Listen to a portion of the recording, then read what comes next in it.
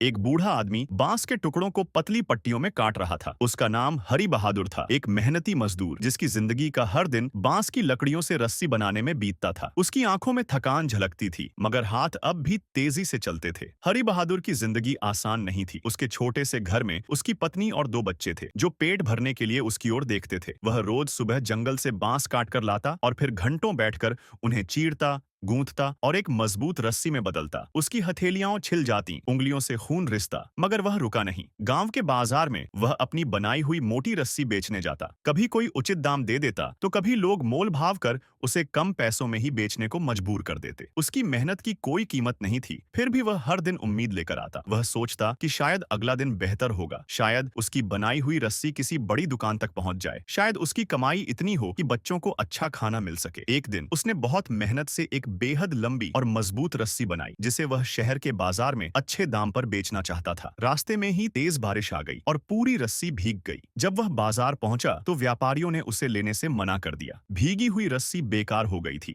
उसकी आंखों में आंसू थे, मगर वह किसी को दिखा नहीं सकता था। भारी कदमों से वह घर लौटा, खाली हाथ।